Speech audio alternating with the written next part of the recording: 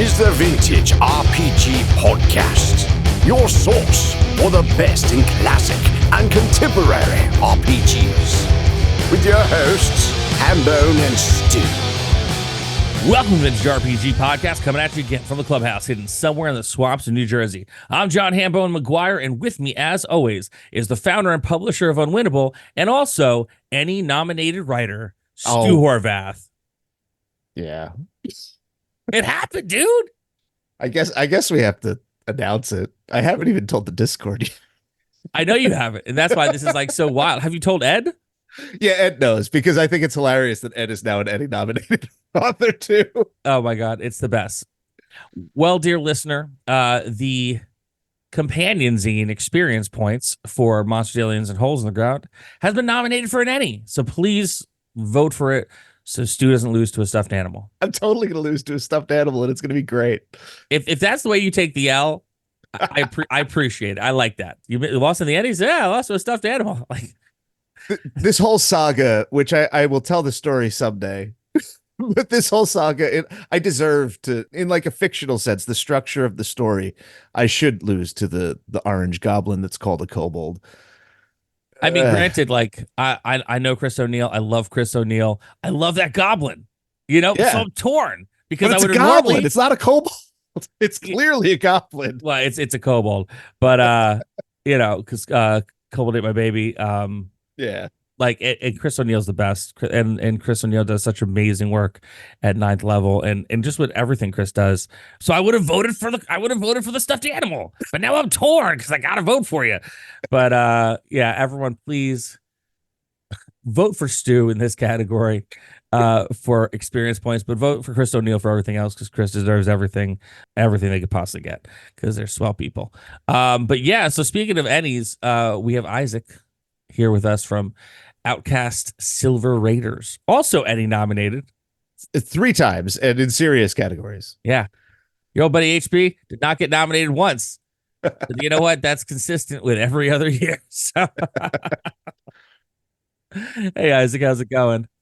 I'm doing great. Yeah, thank you guys. The Ennie nominations were definitely a pretty big surprise to me and pretty exciting as someone who's followed role-playing games for a long time.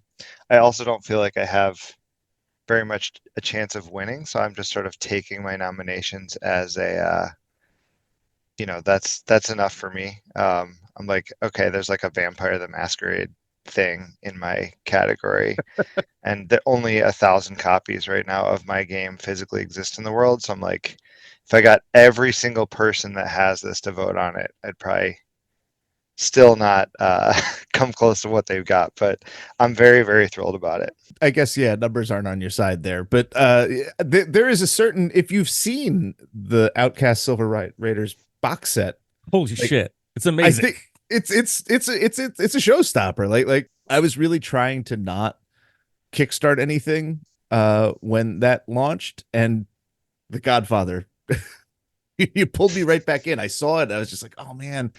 And the chutzpah of you, it's such a thick box. Yeah, that surprised me. Because I was doing this thing and I wrote the books and everything, but they're just InDesign files on my computer, and I sent them off to the printer that I use, which was Print Ninja, who was great. And I'm doing the box and doing the layout for the box and everything, but again, that's just a Photoshop file, which does not really. So then when the first test copy arrived, I actually was in England when that happened. I stayed in an Airbnb for a month last year, and so I got this test copy delivered to this Airbnb in England, and I was like, "What is this?" And I was like, how much padding did they pack in here? And so I was like pretty shocked by the girth of the box for sure, and it was pretty wild when I opened it up. It is 3.5 inches. I have a tape measure on it right now. And see, if someone's listening, I don't feel like they're like, all right, 3.5 inches. But I think technically that's actually surprisingly average if you right. All my Chaosium box sets are an inch, which is so. This is the size of 3 Chaos, more than 3. It is actually. I have Dragon Raid and Metascape are both 3-inch boxes, and so that makes this the widest role-playing box that I have on my shelf at 3.5. But probably because I made the books are only 6 inches by 9 inches, so it's not as long. It's just very thick. So it's kind of the chode of role-playing game boxes, if you will. Yeah, I mean, it's this is the kind of party we're coming to on a Sunday morning, folks. How you doing? Hot out there, it's hot in here, it's hot everywhere. It's everywhere, but my God, like the art alone. Like I see the cover of this book and the cover of all 3 books. It's a 3-volume set, and the cover is, if you line them all up, it's one long cover. And how could you not want to pull this off the shelf and play it? And for me, I mean, maybe I'm jumping ahead here, Stu, but like I hate to be that guy, but I'm going to be that guy for a second. A lot of fantasy art is very flat. We've talked about this on the show ad nauseum for almost 7 years at this point. Also, wait, hold on a second. Today is oh shit, Stu. Is it our anniversary? It's our 7th anniversary. What is that? Aluminum? I guess. Well, ladies and gentlemen, dear listener, I'm sorry, we're going on the sidebar here. Stu and I have been recording the show now exactly for 7 years to the day, because today is July 7th. It's the 7th anniversary of Vintage RPGs podcast. Wow. Congratulations, guys. It like your box set doesn't like seem like 3 inches is a large box set. I feel like this has not been 7 years. That's impossible. It's crazy, but it is. But anyway, like, thank you. We'll get to the thank yous in the end for that, dear listener. Yeah. I digress. But yeah, we've been talking about it as nauseum. A lot of fantasy RPG art, it just looks flat. It doesn't give you like that call to adventure that, like, to me, like old D&D art did. Like, it was so vibrant, it was so alive, like jumping off the pages. It's a way that I felt like ever since like 3rd edition, it just has been just so like flat, and almost model sheet to a way. Whereas like I see the cover of this and like the actual action that goes from cover to cover is exciting in a way that like I haven't really gotten about fantasy art in a good long time, because this is vibrant, this is alive, this is very much old school, this is very much jumping off the page, calling you to action. And you can't go wrong with black, white, and red too. Fucking A, right? Yeah, I mean, I felt very pretty astoundingly lucky that Kim wanted to work on this. So the artist is Kim Diaz Holm. He lives in Bergen in Norway. And he has done a bunch of album covers and album artwork for extreme metal bands, mostly kind of Scandinavian, but like 1349 is like a pretty popular black metal band right now, and he's kind of their house artist. So he does all their album covers, all their t-shirts, everything. He's done album covers for Abbott, who's like a former member of Immortal, which is like one of the legendary black metal bands. So I felt really, really lucky that he was like excited to do this. And I put his name on the cover of all the books, and I put Lex's name on the cover of the setting book. Lex did all the maps, because I was like, these guys really are like true co-authors of this. Like I feel like I did my best with the writing and everything, but we just have the one artist through all 3 of the books for the illustrations, and then one for all the maps. And I really wanted that cohesive look, and I feel like Kim's contribution really like makes, it gives it like the style that it has. And I just like, feel lucky every day that he wanted to do the art for it. I would not have gotten to this is a extreme metal artist if you didn't tell me, but it's there. Like you get the vibes without all the other stuff. So like I don't feel like I'm playing black metal the RPG, which is cool. They also kind of have that old paperback vibe. To, if you look at like books that came out in like the late 60s, early 70s, where it's almost like a very interpretive cover for what the actual text would be on the inside. Like it's a cover that's going to draw you in, and you're like, fuck, it's actually just Old Yeller. Like bait and switch. But this is not a bait and switch. Like this is something I find very impressive. Can I ask you a quick question about with the player's guide, right? Basically, when you have any kind of fantasy RPG setting, right? you always get like the big 5 or the big 6 of core character classes, right? You know, rogue, wizard, warrior, fighter, barbarian, whatever else, right? You went with just 3 core character classes, the rogue, the Yeah. sorcerer, and the warrior. Can you talk to us about like what informed that choice for you? Because that's kind of a big step away from, you know, how it's always been. Yeah. I mean, I think that is something that came out in like playtesting.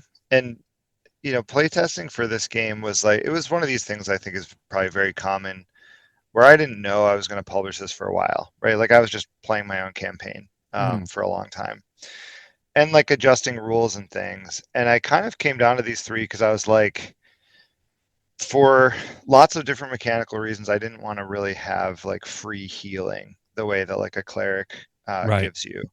I really like horror games in general. That's sort of what I've always GM'd or refereed or what have you. And I just feel like that adds like kind of a survival horror, like resource management aspect to the game where it's like, all right, there's not really a fast way to get these hit points back. So I didn't want the cleric. And then looking at the other classes, I really wanted them to be really focused. I really wanted playing like a fighter type class to actually be fun. And so I worked on like a few little mechanics that make the warrior like really, really good at combat. And then I didn't really want the other 2 classes to be all that combat focused, and kind of looked at the other, you know, roles from a game design perspective that they had. So the other major mechanic I think in the game are like skills and doing skill checks. The rogue is really, really good at that. They're much better at that than the warrior or the sorcerer. And then the sorcerer is a support class that kind of supports the other 2. And in playtesting, I kind of like whittled these down and would have new players come in and just give them these options, and nobody seemed to miss any of the other things. So just in the process of playing it, I was like, this seems very focused. It doesn't seem like anyone is missing all these other options. I feel like it makes it so that people focus on like what they can do in the world rather than, oh, I'm defined by, you know, this very diverse and unique set of abilities that are present on my character sheet. And yes, that's how I came to it. I think that we have to pause here briefly. Like a good book cover, we talked about the cover first. It got us excited, and we talked about the size of the box, and we're talking about like some of the nitty gritty, but we never actually talked about what the game is broadly. Can you tell us what Outcast Silver Raiders is in your conception and execution? Yeah. Burying So the lead as usual. if it's not obvious from the initialization with Outcast Silver Raiders, this is a old school role playing game, old school revival. So it's like a, you know, a modification of the old D&D rules that we've seen in tons of products over the years. It's kind of my own take on it, putting together mechanics that I thought worked, trying to make them very easy, very playable. I actually very purposefully brought in a lot of people, just mainly for social reasons, who had never played role-playing games before, and I wanted to make a system that like they could get that old school D&D experience without having to figure out a whole bunch of mechanics. So like one of the things I do with the mechanics is I'm like, there's basically 3 die rolls. They each use a different type of die. So the skill checks are a D6, saving throws are a D10, the attack roll is a D20. And I just found that like with someone who's literally never played a role-playing game before, but maybe has like, you know, watched the first season of Stranger Things and is coming to my table for the first time because they want that experience, it's like, okay, here's these funny shaped dice and just use this one for this one for this one for this. So I kind of made my own mechanics. And then the other big influence on this is I call it a occult medieval role-playing game. And I feel like both of those adjectives are important and descriptive. So occult meaning like there is magic in this world, but it is occult. It is hidden, it's secretive, it's forbidden. It's not something where you have a fantasy world where there's like a wizard guild. And it's medieval. So it's set in kind of a pastiche of medieval Earth. There's no like demi-human classes. There's no elves. There's no orcs running around. The setting that comes in the box is called the Mythic North, and it's pretty obviously a pastiche of Scotland. And the Catholic Church exists, which I think is a kind of unique, big thing. But as a student of an amateur, very amateur student of medieval history, I think that's basically the defining factor of European medieval history, was that it was this theocracy where the Catholic Church kind of was involved in every aspect of life. So I kept that. And then that ties very much back into the occult part, because the Catholic Church does not want you using magic or rituals or anything. And the society is very afraid of that. And if you're sort of found out that you're dabbling in those things, you'd be burned at the stake or worse. So it is this old school game with a occult medieval setting where there's a blood magic, ritual-based magic against a backdrop of a Catholic theocracy with a lot of kind of maybe more like folklore inspired encounters and monsters and places thrown in. Now, you mentioned the magic being forbidden, and I feel like sometimes that's something that is used, but then you just get like what is essentially like a D&D style Vancian magic system, and you're just like, why would this be forbidden? Now, far be it for me to really like be on, Team Catholic Church, but but the magic in OSR is very I feel like it warrants being forbidden. It's really like the rights in the GM book are horrible. Yeah. And I think the real genesis of this project was I live in Brooklyn. I was walking around in Sunset Park with my wife probably like 6 years ago and talking about role-playing games. And she has played role-playing games with me, but it's not like a big thing for her or anything. She did it more to figure out like, what is this hobby that my husband has? And I was like, yeah, I feel like the unique thing that I could bring to role-playing games is I want to make sorry, let me back up. This is probably not good audio content, but I'm unpracticed at it. When I was a kid, I was raised very devoutly Christian. My parents were Orthodox Christian, so Eastern Orthodox. And I came to Dungeons and Dragons by just renting or borrowing the rules cyclopedia from my local library because I thought the cover was cool. How they get you. And I don't even know where my parents got this from, because we were raised without television. So it's not like they were watching TV, like they didn't have a TV either. But my parents were like so worried about, this kind of like 80s, early 90s thing of Dungeons and Dragons being like a tool for the devil. Mm-hmm.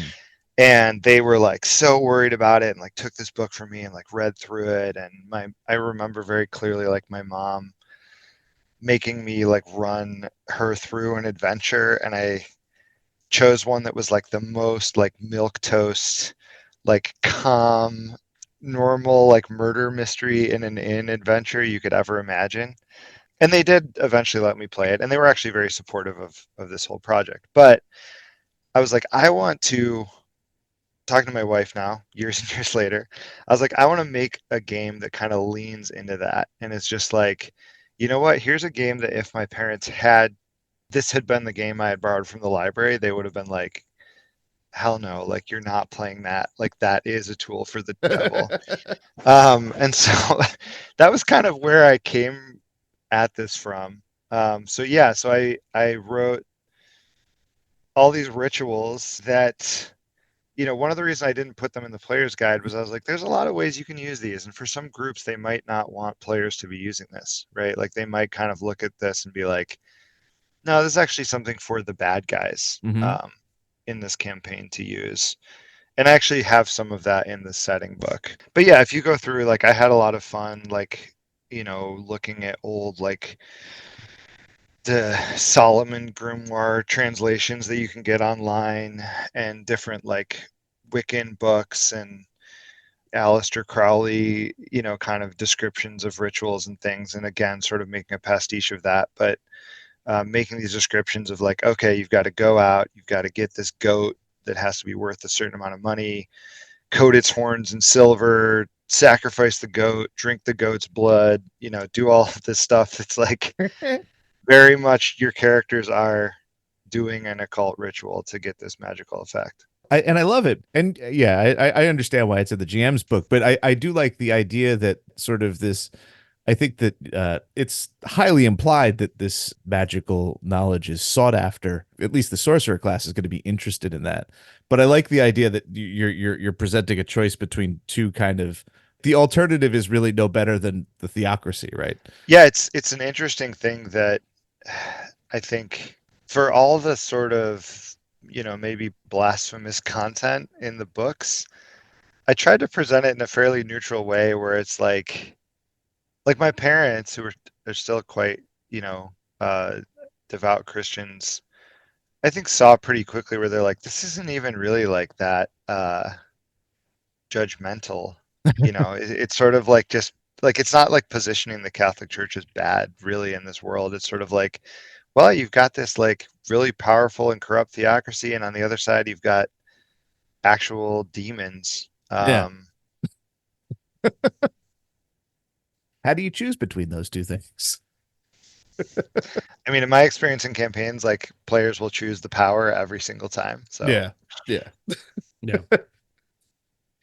So the setting itself is, I feel like the size of the other two books combined, and I was really instantly interested in how you presented it, and I think about it all the time, and I've actually recommended it to anybody who can get their hands on it if they're looking for an example of like really interesting wilderness or hex crawl encounter creation and structure, because like I feel like almost half of the book feels like it's just encounters that you could encounter randomly in the world, and they're not just like, it's not just like, oh, 5 hobgoblins and a owlbear. Ooh, they're really bespoke, and they often have like role-playing cues, hooks, and larger story implications. How'd you go about creating it? And there's just like a density of creativity in the entire project that is sort of astounding. How did you go about, putting all that together? Is it just because it was over a course of years of running your own games that like you had this stockpile, or how'd you go about it? it was very difficult. Yeah, I'm glad that you didn't say it was easy. writing the rules, the player's guide and the referee's compendium it like flowed pretty easily. And I think I basically had that stuff almost done, or in a state where it was pretty close to like getting done, and I just had to clean some stuff up, add some stuff when I signed the contracts with Kim and Lex and was like, okay, I'm actually going to do this. And I was like, and then all I have to do is take my rough notes that I have scattered everywhere and a very rough outline in Google Docs and turn it into a setting book. Like, no big deal. And that was like, just hundreds and hundreds of hours of work. So it was very difficult, and it was like almost painful sometimes. Like I would sit down to write, and I made myself have like a writing time every single day that I would kind of work on it. And sometimes I would really feel like I was like literally going to cry, because I was like, I cannot think of more stuff here. And I was like, why did I set myself up for this? But what I really was guided by in it was there's no experience for combat in this game. So combat obviously exists, but there's experience only for treasure. So the idea as the referee is that you put the treasure behind things where the players might get into combat. So you're not forcing them to do this very dangerous thing that has no inherent rewards, but they probably will end up doing it at some point anyway. So I wanted most of the encounters to not be like just combat, right? Like give the players some option when they encounter this to be smart, to interact with the world, to interact with the characters, and kind of get drawn into the world in some way. So that is why they're all like that, is that I had to try to think of like unique situations that would draw these players in when they're going through this world, and would be an interesting thing to encounter. And the way I actually did it, I think, is kind of interesting, which is I just came up with the list of names of the encounters first. So I just like had like a bulleted list in Google Docs and just went down and was like, what are some cool sounding things? And then when I came, and that's what I had when I kind of decided to do the project. And then I would like come to like this thing, like, maybe like a year later and be like, what is Griselda the Chained Woman? Like that did sound cool when I wrote it down, but now I have to make a 2-page spread that like describes what this is and make sure that it's, something interesting that the players would interact with. But that's how I did it. So it was all name first. I got to tell you, I sympathize with your suffering, but it makes me feel good.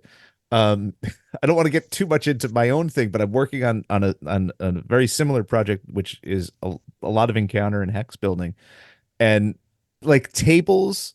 I find that like the first 8 out of 10 or 4 out of 6 are very easy to come up with, and then those last right off two, the tongue, so hard, like just pure agony, like brain locks up. And like, yeah, it's like sometimes I feel like, why am I doing this to myself? Why can't I think of this? The others were so easy, but like it feels good to hear misery loves company, right? So oh, absolutely. I mean, dude, for me, everything's based off a D10. So at minimum, I always have to come up with 10. And like, you're like, you don't want it to have like, well, like 8 and 9 are the crap that's left over, but like, it's a fight. So I completely empathize with you dudes. I get it. My tables are often staggered. So I'll usually have like a 12, a 6, and a 4.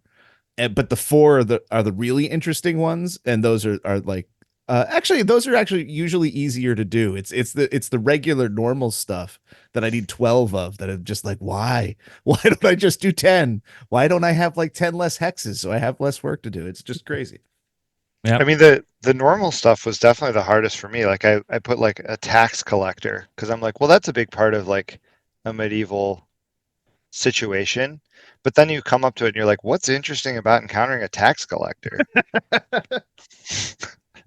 It's true. But then I often find, at least I find that like the more mundane encounters are the ones that the players talk about.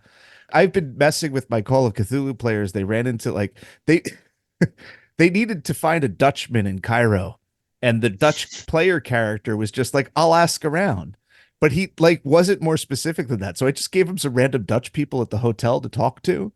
And like I've been tormenting them with this couple that's like a middle-aged Dutch couple that's completely tangential. It's not involved with the plot at all. But like I feel like 3 years from now, we're going to be talking about the Van Versts more than we're going to be talking about whatever happens at the pyramids, something about that kind of like the normal, when you're in fantastical situations, you kind of lock on to the mundane and the recognizable. Yeah, I mean that's one of the things I sort of write in one of the little like philosophy sections just at the beginning of the setting book, was that of course there's like lots of fantastical things in this setting book that the player characters will encounter. But I wanted kind of the base level of it to be kind of mundane, because I feel like when, it's like when everything is fantastical, nothing is. Yeah, 100%. So I tried to make a world where it was like when they do encounter these things, it does feel like this is something that's standing out amidst, a kind of more grounded world every time they encounter it. I want to talk about the maps and your pullouts. I love the fact that you have all of the interior encounter sites in the book, but many of them are in like handout form, like single loose leaf, which is like a super nice usability thing. And it also really showcases the maps. What made you do that? So I do want to be clear, because Exalted Funeral kind of approached me at Gen Con last year, where I had a booth and I was selling off my extra stock that I had after the Kickstarter. So they are putting out like a reprint of this, where it's all the same content. It's not a second edition at all. It's just the same thing. That stuff is not going to be included. That was too expensive. That's like a Kickstarter kind of thing. So that's really unique to the Kickstarter edition. So the thing that Exalted Funeral is putting out in about a week, it should be available to purchase, is the 3 books, the world map, as a separate thing, Mhm. but just those 4 items in a slipcase. So the Kickstarter edition had a bunch of additional, like the maps that are inside the book printed out larger. But a lot of that was, I was doing a Kickstarter. I wanted to have stretch goals. I wanted to have stretch goals that weren't like me creating too much new content because I Mhm. knew that would slow down the delivery. And I thought I have this, really nice and useful artwork. And so as a thank you to these Kickstarter backers who put their faith in this thing, I wanted to offer that as like an extra. So those are like kind of, I'll put them up for people to print out themselves if they want to, but having them in the box is kind of a unique thing unless we ever redo the Kickstarter edition in the future. Yeah, they're cool. I like them because they remind me of some of the way that TSR approached box sets. Like I think Undermountain has like cardstock cards, and the Greyhawk, City of Greyhawk has like one like little encounter spaces on cards, and it's just cool. But gosh, that was sort of we asked you on here because we know that the Exalted Funeral edition's coming out soon. So Yeah, and I mean, when they looked at my cost per unit, they were like, how did you even get it this high? Like, what are you doing? Why are you paying so much to produce these? But of course, I had no idea what I was doing. This is, a passion project for me, yeah. and so I wanted to make the Kickstarter one, really cool and really special. But it just as you might imagine, looking at the box set, I think they said that to make money off it, we'd have to sell it for like $200, which would be, I think a lot. Yeah. I mean, I would say. it feels like a $200 box set. I was particularly enamored of the silver page edging. I thought that was a really nice touch, but I also bet that drove your cost per unit up pretty high. Yeah. I mean, and the books themselves are still going to be the same product. Like they still have the red cloth bookmarks. It's Yeah. still the hardcover with the matte finish, which I think looks really good and Yep. everything. But it's just, the box has standees in it. It has some like little initiative cards, and then it has a bunch of kind of extra bonus maps, which all are in the books, just not quite as large as the printouts in the Yeah. box set. So, of all these beautiful maps, do you have any particular favorites? Yeah, I do. So the maps in the book are kind of divided. Like there's some smaller locations and then some larger ones that are kind of multi-level. I think for the smaller ones, my favorite one, just off the top of my head, is this one called the Sunken Chapel. Yes, that's my favorite too. Um, I think, and this is actually Lex's favorite as well. Lex, who did all these maps. It's I so asked him good. afterwards. Yeah, I think he just like nailed it. So the concept was like, this is like a chapel, like a medieval chapel that has sunken down into a marsh. And inside of it, there's like this frog goddess that's like served by a frog priestess, and there's maybe some peculiar, inadvisable interspecies breeding going on, Mm. that are creating these like froggy offspring. But the map, I just feel like it looks like so cool, and I'm definitely one of those people that like if I tour a cathedral, I'm like, I want the all access pass. I want to like be like the Hunchback of Notre Dame, like running around up in Back the rooms. galleries and Yep. everything's, and I feel like it looks like, okay, this is your chance to do that in this location. Um, and then for the kind of multi-level like dungeon maps, I love there's this location called the Warlock Towers, and it's Mm. kind of like an old warlock and a new warlock, and they're in, without giving too much away, they're in two towers that are right next to each other. And the two towers have very different like looks. And so the maps are like, there's an external map that shows them and shows the grounds around the towers and everything. And then there's several levels of like the square tower and the circular tower. And you're looking at like level 1, level 2, level 3, level 4 as they go up. And I just think that's like really cool. And it like, I don't know, scratches some weird like RPG map itch for me, to see those things.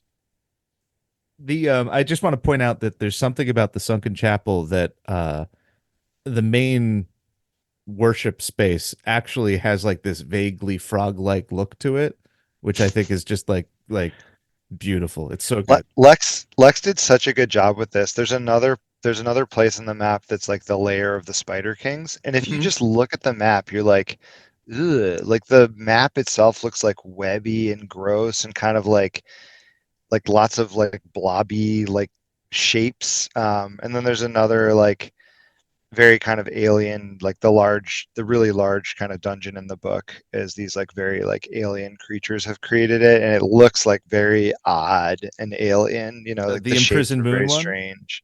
Yes. Yes. Yeah.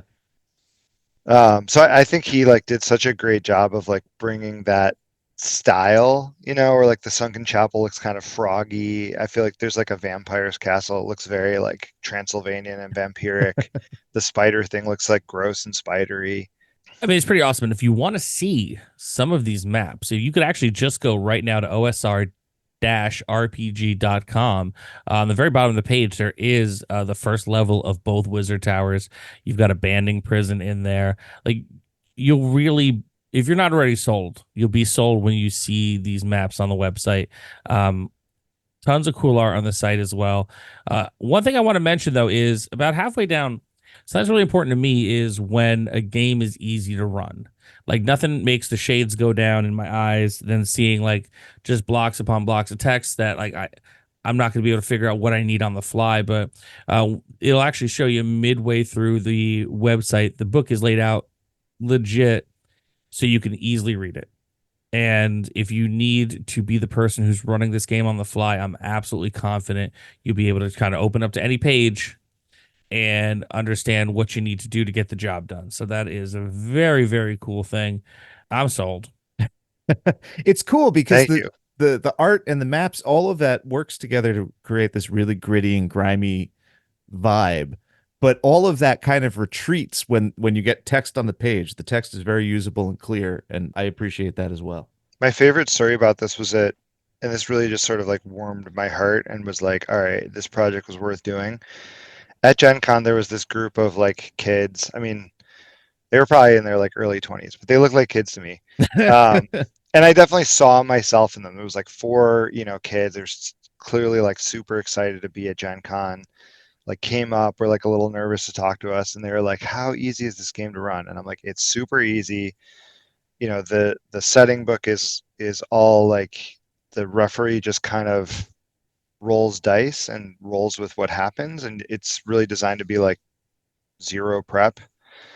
And I was like, "You could just pick it up." And so the kid like hemmed and hawed, left, came back, finally bought it at the end of the day, and then the next day this same group comes back. They're like so excited. They're like, you weren't lying. Like we like opened this box set up like last night. We rolled up characters. We played it for like 6 hours. And then the Awesome. four friends that were with him all like bought copies. And I was Nice. like, wow. And it just like made me feel so good that they were these like, kind of like awkward phase, like nervous kids, like clearly, it felt good to me that they had like gone through the whole haul and decided to spend, their money on this, and that the experience I had promised they actually had. And that just felt really, Pretty cool, really man. great. Pretty cool. All right. So, Isaac, do you have any final thoughts on? Yeah, thank you so much for having me on here. Congratulations on 7 years of the podcast. I had no idea I was here for an anniversary show. In fairness, Um, neither did we. yeah. I'm really excited about this. This was definitely like kind of my love letter to what I love about role-playing games and all the joy they've brought me in the past like 28 years or whatever of playing them. So if it brings joy to other people, I'm extremely glad about it. And, tons and tons of credit to Kim and Lex, who, I literally couldn't have done it without them. And they really are co-creators on the game in this world. Well, very cool. There'll be links everywhere where we put links for you to be able to pick this up over at Exalted Funeral, to be able to pick it up, Drive Through RPG, if you are so inclined to PDF form this awesome, awesome game. And this was another amazing episode of the Vintage RPG Podcast. Stu, where can the people find you on the internet? You can find me on vintagerpg.com. All of the fun and excitement of the Instagram feed with bigger pictures and a usable search function. Over 500,000 words on role-playing games and 2,000 something pictures. Right there for free for you. Yeah, and no bullshit algorithm to hide it from you either. You can find me across the internet at John McGuire RPG. You know what? I've actually been posting more since I've been actually leaving the house more, which is nice. It's summertime, sweating out there in the world, going to concerts, doing stuff. But yeah, I'm constantly working on stuff. If you want to pick up any of my adventures for 3-2-1 action RPG, you could do so over at Exalted Funeral. They got the books, and I would really appreciate it if you went and checked out 3-2-1 action RPG. If you want to check out a free PDF of the rules, you could get it over at drivethrurpg.com or at exaltedfuneral.com. You're going to shop there anyway, so why not pick up something your old buddy HB made? He'd appreciate that. If you like the show, don't forget to rate, review, and subscribe. Your reviews really do help other listeners to find us. If you really like the show, why not become a patron? Patreon.com/vintagerpg. We have early release episodes. You get it at some point Friday or Saturday, depending on when we record them. We got a behind-the-scenes look at the stuff Stu's working on. We got the behind-the-scenes look at the stuff that I'm working on. We have games at $5. You could get in a game with me every month. This last month, I did a Call of Cthulhu game, which was pretty fun. And next month, I haven't put the poll up yet, but you can get in on that as well. $10 tier gets you a game with Stu, an ongoing West Marches campaign. You can check out the episode on that, where players talked about how they were killed very, very badly. And we have a killer Discord community that we'd love for you to be a part of. Patreon.com/vintagerpg. So before we sign off today, I just want to take a second and say thank you to all of our listeners. Whether you've been with us for 7 years, whether you've been with us for 7 episodes, we appreciate each and every one of you. You are the reason why we still do this every week 7 years later. I mean, for me, this is kind of the longest band I've ever been in. So I'm very proud of the work that Stu and I do together. I'm very proud of the community that we built through Vintage RPG. And I'm very, very happy to still be getting turned on to cool new RPGs every week. So, dear listener, thank you so much. We love you. We appreciate you. And we couldn't do without you. So for Stu Horvath, I'm John Hambone McGuire. May the dice always roll in your favor.